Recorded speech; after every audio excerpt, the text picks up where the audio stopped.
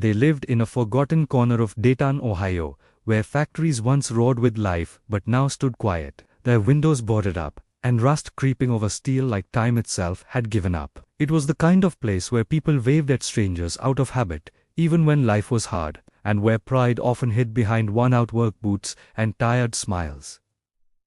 The Miller family didn't have much. John Miller worked maintenance at a public high school. It wasn't a job anyone bragged about, but it was honest work. He fixed broken lockers, cleaned hallways after football games, and shoveled snow before sunrise so students wouldn't slip on the steps. His paycheck barely covered rent, utilities, and groceries. There was never anything left over. His wife, Linda, worked part-time at a local diner just off Interstate 75.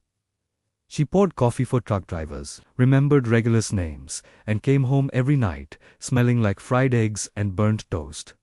Tips helped but only a little. Their small house sat just 2 blocks from an abandoned factory. The furnace rattled like it might give out any winter. The roof leaked when it rained too hard, and the couch sagged so badly that guests avoided sitting on it.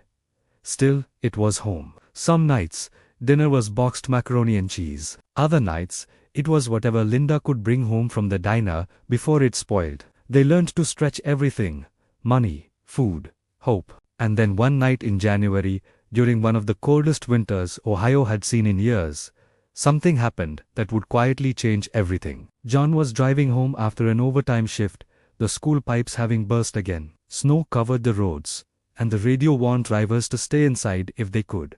As he passed a closed gas station, he saw a shape near the bus stop. At first, he thought it was trash blown in by the wind. Then it moved. John slowed down. The headlights revealed a young woman sitting on the bench, her arms wrapped tightly around a small boy. She wore a thin jacket, the kind meant for fall, not for freezing Midwest winters. The child's sneakers were soaked through with snow.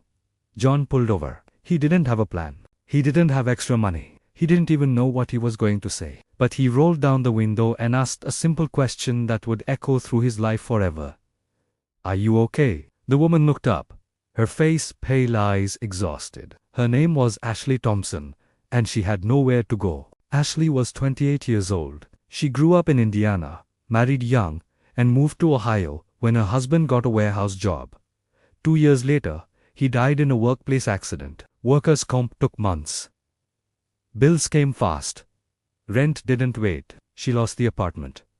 Then the car. Friends helped at first, but help doesn't last forever when people are struggling themselves. Shelters were full. That night, she and her 4-year-old son, Evan, had missed the last bus. John listened as the snow fell harder. He should have driven away. Instead, he said, "I've got room." When Linda opened the door and saw her husband standing there with a stranger and a child, she froze. Then she saw Evans shaking hands. She didn't ask questions. She grabbed blankets. That night, Ashley and Evan slept on the living room floor. The heat barely reached that room, but it was warmer than a bus stop. Evan clutched a toy truck John's son had left behind years ago. The next morning, Linda made pancakes, the cheap kind from a mix.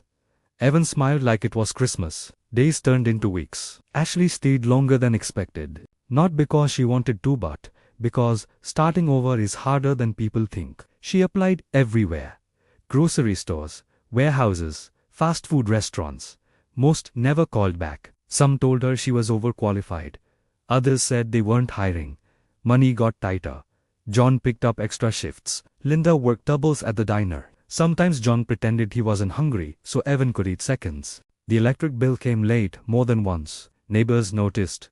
Some whispered, "Why would they do that? They can barely take care of themselves." But John and Linda never talked about Ashley like she was a problem. They talked about her like she was already family. Ashley tried to help however she could. She cleaned, cooked, watched the house. Some nights, she cried quietly in the bathroom, ashamed of needing help in a country that preached independence. One evening, Linda found her there, sitting on the floor. "I hate being this," Ashley said, "a burden."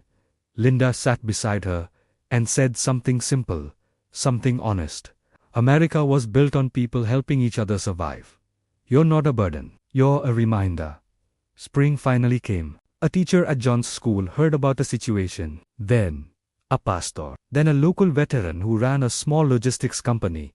No news cameras. No social media posts. Just people quietly stepping in. Ashley got a job. Then childcare. Then, months later, a tiny one-bedroom apartment. The day she moved out, Evan hugged John and said, "Thank you for saving us."